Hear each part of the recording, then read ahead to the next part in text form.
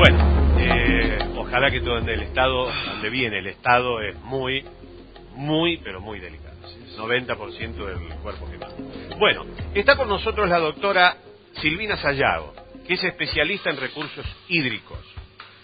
Con ella vamos a hablar sobre algunas cositas que me parece que son buenas que usted comprenda. Que comprendamos todos, que entendamos por qué el agua, los ríos, los lagos son patrimonio y tienen un sentido. No es que un día vino alguien, hizo un lago, un río debe ser cuidado, el agua... no, son recursos naturales, no renovables, que tenemos que cuidar. Y para cuidarlos, existen normas, el hombre ha hecho normas, leyes, ha posibilitado instrumentos para que nosotros los ciudadanos protejamos precisamente esos recursos. Bueno, doctora, ¿cómo le va? Bueno, estoy bien, ¿cómo le va a usted? Bueno, la provincia o los gobiernos, para no centralizarnos exclusivamente, tienen responsabilidad directa sobre esto. Así es. El Estado, en general, los estados, los tres niveles del Estado tienen responsabilidad. El Estado nacional, el Estado provincial y el Estado municipal en lo que se refiere al recurso hídrico, y todos los ciudadanos tenemos responsabilidades.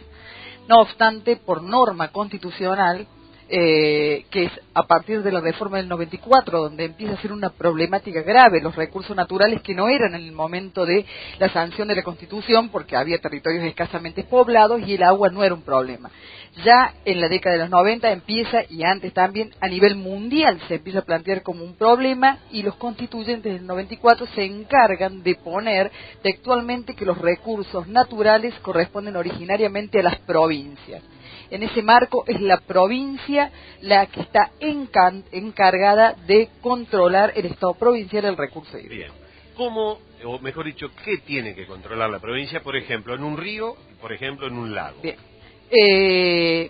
Nosotros tenemos una ley provincial, que es el Código de Aguas de la provincia de Córdoba, la ley 5589, o sea, tenemos normativa expresa que tiene que controlar a través de el río lo que es la determinación de la línea de ribera. ¿Qué es la línea de ribera? Vamos a tratar de explicar para que, como este es un proceso técnico, para que quede claro... Pero está bueno que prestemos atención, le pido que presten atención, porque esto de la línea de ribera lo hemos escuchado mucho, hay muchas discusiones, muchas quejas, pero hace falta tener en cuenta, porque ahí vamos a identificar las responsabilidades de cada quien. Bien. La determinación de la línea de ribera. La línea de ribera es lo que va a hacer el río. Es decir, es una línea que se amojona, que se determina mediante mojones en base a unos cálculos que se realizan. Estos cálculos tienen que ver con la pendiente, en todo lo que sean cursos de agua, llámese río, llámese arroyo, la pendiente más el tramo que se va a calcular. Es un cálculo técnico en un periodo de recurrencia que es hasta donde... que es el tiempo que se toman, son diferentes los parámetros, diferentes los criterios a nivel provincial para establecer el plazo de recurrencia. La provincia de Córdoba tiene una recurrencia de 25 años.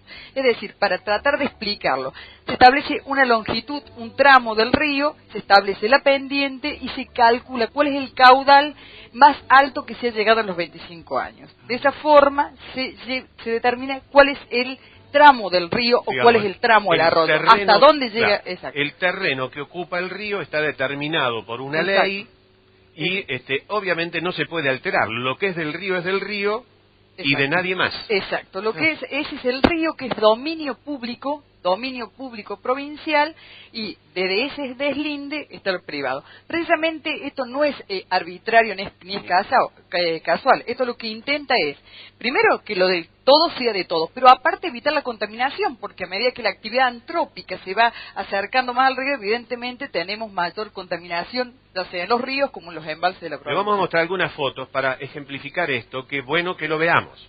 Miren, esta foto que estamos viendo es el río del cauce, esto es el Suquía, ¿no, doctora? Es el río Suquía. Suquía, normal, digamos, acá estaba, mejor dicho, sin creciente, y ahora está con creciente. Exacto, eso es lo que hace la determinación de línea de ribera. Entonces se tiene que establecer, ese va a ser el ancho máximo, pero aparte para evitar inundaciones, para evitar lo que pasa en Córdoba, cuando hay gente abajo de los puentes, por ejemplo. Bueno, es decir que, fíjense, el río normal y el río con creciente. Este es el río San Antonio. Sí, y es la misma casa, para que vean en las dos fotografías, la misma casa cuando viene en época estival y en época... ¿Podemos volverla para atrás un poquitito? Bueno, miren, así está sin creciente. Mira la casa. Es decir, que ya está marcado, señores, que desde aquí para adelante, donde se ha sacado la foto, no se puede construir, no se puede hacer nada, porque ese es territorio del río. Fíjense la creciente, miren, la misma foto en el mismo lugar.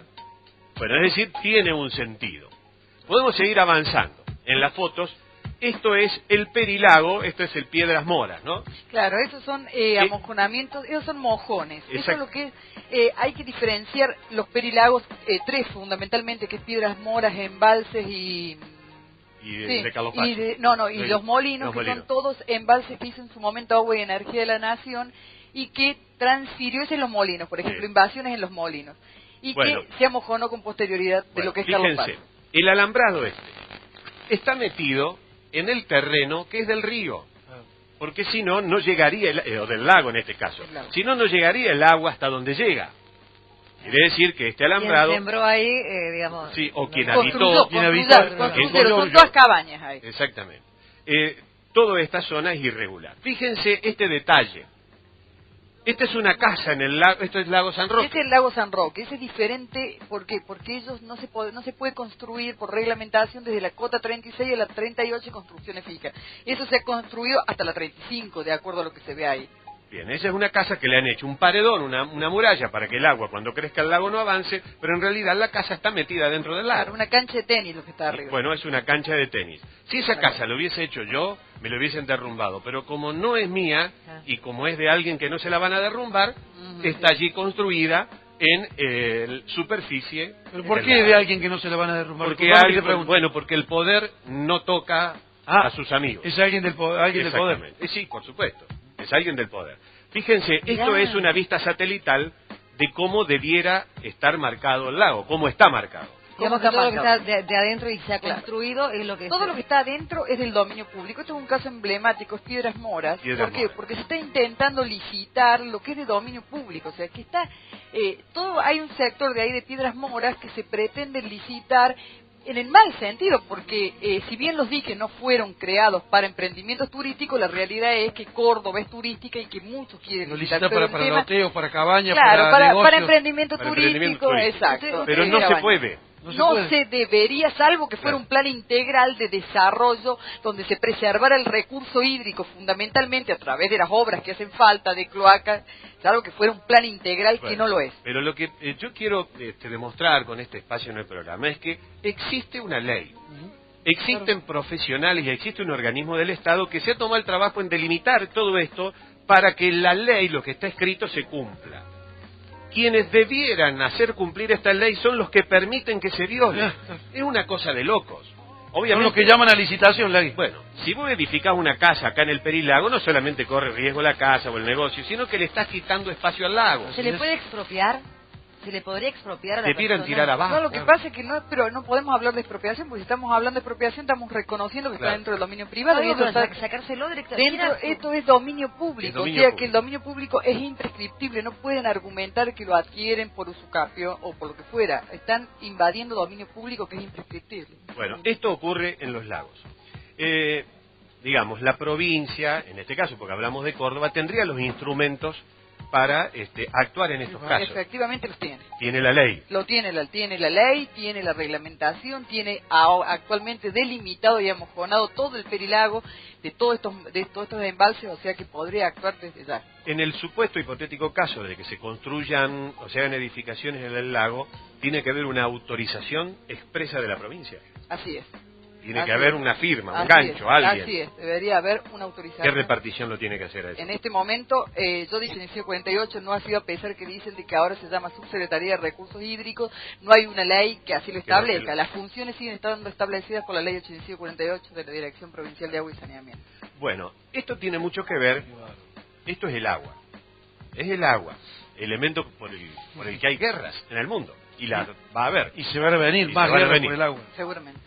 Nosotros ayer acá, por una casualidad, lo invitamos a Marcelo Falo, que ha presentado una ley que se va a aprobar en los próximos días, que se llama la ley de bosques nativos. La ley de bosques nativos. Defensa de bosques nativos. Yo le pregunté expresamente por un hecho que ocurre en la capital. Lo vamos a reproducir y después charlamos con la doctora sobre ese caso y vamos a mostrar también algunas imágenes. Esto es lo que decía Fabio. Marcelo, ¿la ley abarca hasta inclusive la ciudad de Córdoba? Sí, sí. Abarca los bosques nativos. Bosques nativos abarca de toda la bosques provincia, nativos donde incluido el haya. ejido municipal. En Córdoba tenemos la zona del Infiernillo, por ejemplo. Es un bosque nativo, lo que queda. Los márgenes de los ríos tienen que ser defendidos aún en los ámbitos urbanos. Las reservas que los municipios han determinado como reserva. En el caso de Córdoba hay una reserva, que es la reserva del Suquía, la reserva del Parque San Martín. Bueno, esta ley de bosques abarca a esos bosques nativos, por supuesto no abarca las urbanizaciones, o sea, donde hay donde ya se cambió el uso del suelo, donde ya dejó de ser un bosque. Bueno, la ley no va a ser retroactiva. Entonces la ley deja todo como está. Sí avanza un poco la ley en aquellos lugares donde se hicieron desmontes clandestinos. En ese caso hay que volver para atrás. Y el que hizo un desmonte clandestino tiene que pagar su pena y además volver a reforestar con especies nativas para recuperar en la medida de lo posible ese bosque que se sacó clandestina o ilegalmente. Eso decía ayer Falo. Es decir, nosotros dentro del ejido urbano tenemos, por ejemplo, entre otras, porque está el San Martín y está el Suquía, la reserva, lo que era la reserva del Infiernillo. Dice Falo que en la nueva ley, aquellos que la hayan talado o violado sin ninguna autorización justificativo tendrán que cumplir con la pena, y en ese caso la nueva ley parece ser que será retroactiva. Bueno, vamos a ver el Infiernillo. Le vamos a mostrar una foto del año, esto doctora es del año 1995. Bien, no le vamos a dar ni siquiera el lugar de las calles ni nada, pero esto es la reserva que, como se puede ver, ustedes lo ven, tienen en casa color, van a ver toda vegetación y se ve claramente el curso del río que termina en el Suquía, el arroyo El Infiernillo. Exacto. Termina en el Suquía, es decir que sería una cuenca colectora esa también. Exacto. Sí, esto es una cuenca. Es un arroyo, ahí donde está lo que es el tropezón, y ese es el arroyo que ya empezó con el tropezón, ya fue una obra que de alguna manera lo perjudicó. Pero claro, ese es el arroyo y también el Suquía. Bueno, esto es 2001, todavía solamente había sufrido la obra del tropezón. Exactamente. Bueno, 2001, veamos, 2003... ya hay alguna cosita que se ve. Manchas ahí. Que se ven unas manchitas allí. Que es mano del hombre, está claro, ¿no? Es decir, que alguien ya ha comenzado a meterse en lo que es una reserva. ¿Quién habrá autorizado para meterse en una reserva? Bueno, alguien debe haberlo autorizado en el supuesto hipotético caso. No solo se estarían metiendo en una reserva hídrica al lado del río sin respetar la cuenca del río, sino que también estarían violando la nueva ley la supuesta hipotética nueva ley de bosques. Nos vamos avanzando un poquito en el 2004. Estas manchas que son avance del hombre, ¿no? Exactamente, son construcciones. Están comenzando ahí a hacerse construcciones. Exactamente. Fíjense ustedes, fíjense en esta imagen. Fíjense ahora 2007. Y recuerden este manchón verde, por favor. Que esto es una reserva, reitero, contemplada dentro del ejido de la capital. Vayamos a la del 2007. Fíjense esta vista aérea, cómo ve que esta mancha, cómo se nota que esta mancha va desapareciendo. Avancemos un poquitito más y fíjense en lo que ha quedado. Está cortado el cauce del río ahí, doctora, ¿no? Exactamente, es más, ahí en esas líneas blancas están marcados lo que era el arroyo del Infiernillo. En ese caso es más grave aún, no solamente que no se determinó la línea de ribera como veníamos diciendo, sino que directamente se tapó, ¿no? Se tapó. Claro, a ver si usted, no sé si lo ven a la línea blanca, pero yo se los puedo señalar en este es el curso del río. Ahí está. Ha quedado cubierto todo. Bueno, ¿y qué pasa cuando llueve acá? ¿Qué pasa con el agua cuando se inunda? Y bueno, ese es ahora los problemas y nos preguntamos qué pasa, por qué va todo lo que era el barrio Chato, se inunda esa zona. Precisamente porque antes el agua escurría por el arroyo del Infierno y eso hasta terminar en el río Suquía. Se van a seguir loteando y seguir haciendo urbanizaciones, por lo que yo supongo, casi con convicción, de que los problemas cada vez van a ser más graves. Ahora, doctora, para que esto suceda, debiera haber alguien que haya puesto el gancho. Alguien tiene que autorizar, alguien de la provincia y alguien de la municipalidad, porque hay jurisdicción de los dos. Sí, hay jurisdicción de los dos. La municipalidad lo que hace, ¿cómo es el trámite cada vez que se va a hacer un loteo? La municipalidad da la prefactibilidad para loteo. Y después, lo que es la provincia, bueno, ahora a partir de una resolución es Aguas Cordobesas, la factibilidad de agua y de efluentes lo da la municipalidad. Pero la provincia sigue siendo la autoridad de aplicación en todo lo que sean cursos de agua.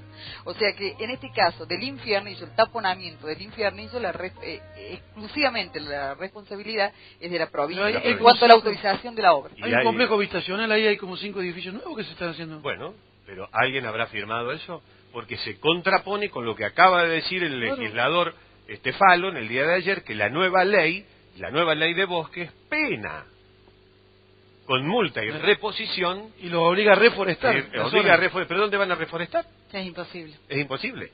Digamos, esa es una cuenta perdida. ¿Cuál es la pena para eso? De los funcionarios que aprovecharon y pusieron el gancho, y de los que hicieron eso. No, exactamente. Pero además, cuando se deterioren los barrios, por ejemplo el barrio del Chato que usted decía, doctora, cuando se les inunde la zona a la gente, ¿a quién le va a llorar? Pierdan las casas, pierdan las pertenencias, ¿a quién le van a ir a reclamar? Bueno, esta es una actitud permanente. Los estados van trabajando sobre la coyuntura. No existe una planificación, porque no hay planificación. Bueno, cuando venga el problema grave, la inundación, vamos a ver qué hacemos rápido y volveremos a hacer otro parche más, a falta de una política de Estado seria. Pero digamos, doble mentira. Se está atentando contra un recurso no renovable y se le está mintiendo a la gente que se la lleva o se le vende lugares para vivir donde es factible que terminen sin casa y con inundaciones y con muerte llegado. En algunos casos es factible, pero aparte hay una artículo, no en el Código de Aguas, en la ley 8548, que es la ley de creación de DIPAS, en el artículo 4, exige no solamente que cuando se venda o se venda con agua, con cloacas, y también donde no haya ningún peligro de estas inundaciones. O sea que también se está violando la ley 8548, pero más grave aún, no solamente el problema de las inundaciones, sino que se vende mediante boleto de compra y venta inmuebles o loteos que todavía no están definitivamente autorizados y que en muchos casos no tienen ni siquiera agua potable. Entonces el problema viene cuando se deben escriturar y evidentemente no hay quien se anime a responsabilizarse de tal situación. Una pregunta técnica. Los terrenos ahí en la zona del Infiernillo, ¿están aptos para edificios de tanta envergadura, de tanto peso? Bueno, eso tendríamos que hablar con algún ingeniero, que en cuanto al tema de... Hay 5 torres nuevas. Hay torres, sí, son 5 torres, habría que hablar, al principio, desde el punto de vista legal, o desde el sentido común, más bien, estando tan cerca del arroyo del Infiernillo, evidentemente hay agua subterránea en toda esa zona. Pero eso debería, para hacer mayor certeza, hablar con un ingeniero. Bueno, muchas gracias, doctora. Muy gentil. Nosotros queríamos mostrar con un ejemplo ¿por qué razón estamos como estamos? Esto pasa en las cuestiones hídricas, pero pasa absolutamente en todo. Es decir, hay una mirada muy simplificada e interesada del Estado en todas las cuestiones que tienen que ver con nuestras cosas. Desde la economía, empezamos por la economía, hasta nuestra naturaleza. Ustedes han visto las fotos, son por demás evidentes. Han tapado un recurso hídrico que está catalogado como tal y reconocido como tal. Se tapó y nadie dijo nada. ¿Habrá alguna investigación a partir de hoy? ¿Algún fiscal que investigue a ver quién fue el que firmó la autorización para que se lleve a cabo semejante obra en un recurso hídrico de la provincia? ¿Habrá alguna investigación? ¿O todo se lo lleva el viento, se lo lleva el tiempo, el dinero tapa todo, los negocios cubren todo, todo se justifica por la, entre comillas, modernidad? ¿Todo puede ser justificado? Se lo lleva el agua. Sí, se va a llevar el agua todos los que están ahí en la zona. Ya vieron ustedes, 50 milímetros llovió, se inundó este río y se inundó un barrio completo, porque estaba tapada eso servía para que el agua escurra por allí y termine en el Suquía. Bueno, ¿alguna vez alguien se sentará y dirá por lo menos, bueno, hagamos alguna vez las cosas en serio y veamos si podemos modificar la realidad, aunque sea un poquito, para beneficiar a la gente que vive en esta ciudad? ¿Alguna vez alguien se sentará? ¿Algún fiscal tomará notoriedad por estos casos? ¿Algún fiscal? Yo le ofrezco todo el espacio del mundo, porque el agua me interesa a mí, nos interesa a todos. Pero acá no solamente está en juego el agua, también está en juego la supuesta ley que se va a sancionar por mayoría dentro de muy poco, que es la ley de bosques, que casualmente pena a quien haya destruido bosques sin ninguna justificación. Así es. Vamos a ver si ocurre eso. Bueno, señores, 11 minutitos, tenemos que hacer la pausa, ¿sí? Nos vamos a la pausa, 11, en un rato. El hombre que fue vapuleado anoche por Fabio La Mole Moli, Ricardo Ford está acá. ¿Vino Ford? Vino acá.